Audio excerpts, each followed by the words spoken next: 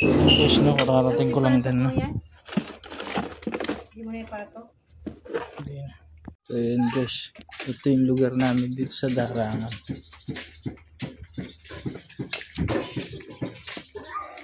Baha.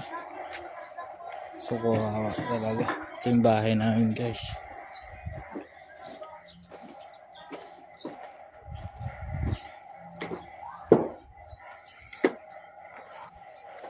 Mga bahay dito, tagpi-tagpi na lang guys. Kawawa naman.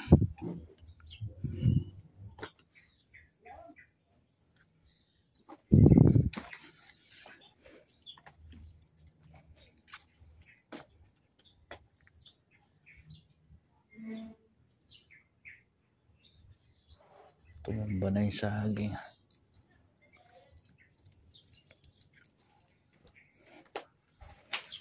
Napakadumi guys.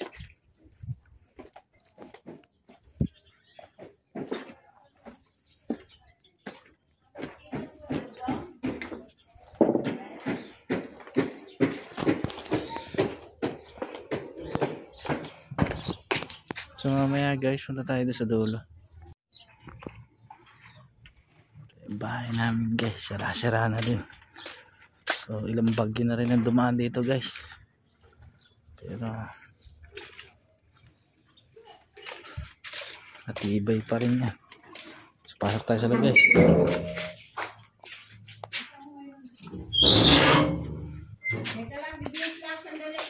So yun yung nanay ko. Punta na.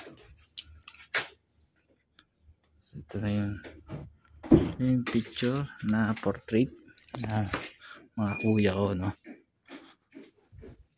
So ito siya. So yung mga anak ng nanay ko.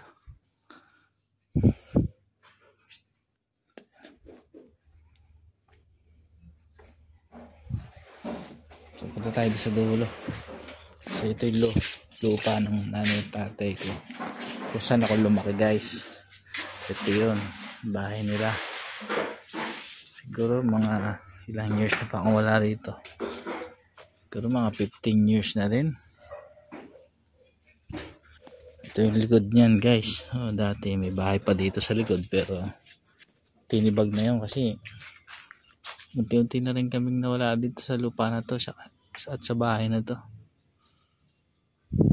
Simula na ng mga nagsipag-asawa kami, wala na. Nalungkot na yung bahay na to, naging tahimik.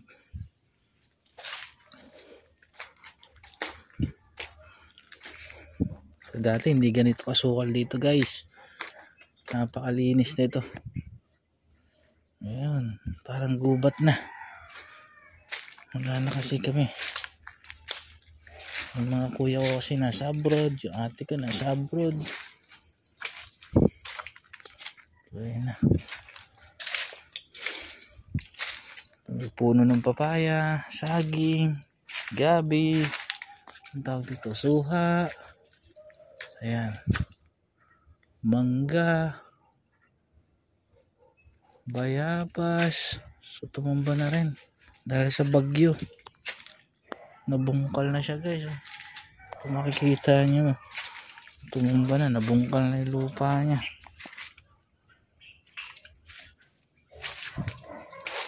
Tapos ngayon may malaking cell site na rin, tabi ng malaking bahay.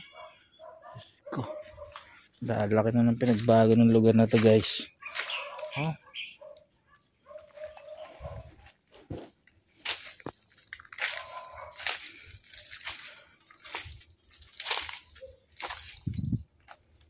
Wala na naglilinis.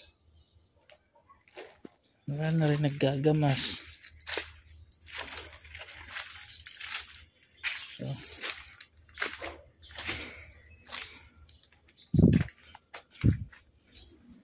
yun.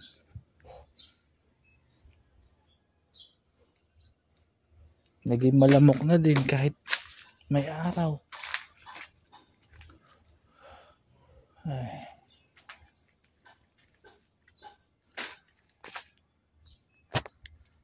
So yun guys, kaya ako nandito ngayon, no. Kasi sasamahan ko yung nanay ko magpa-check up.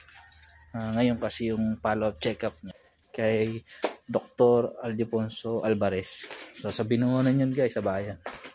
So sasamahan ko siya. So nung nakaraan, nung bumabagyo, nung isang linggo nag-uulan, is nagkaroon siya ng sakit. Then bago pa bumagyo, nanggaling silang Boracay. So pagbalik nila rito sa Rizal, yun nga, nagkasakit na siya. So nung nag-uulan na, saka ko lang natuklasan na may sakit siya. So nagpa-check up siya. So sasamahan ko lang siya para sa kanyang follow-up check-up. Actually, ang pagkakalam ko is 3 beses ko na to sinasamahan siya. Pangatlong beses ko na to nasasamahan siya. So hintayin na lang natin at nagbibihis na yung aking nanay.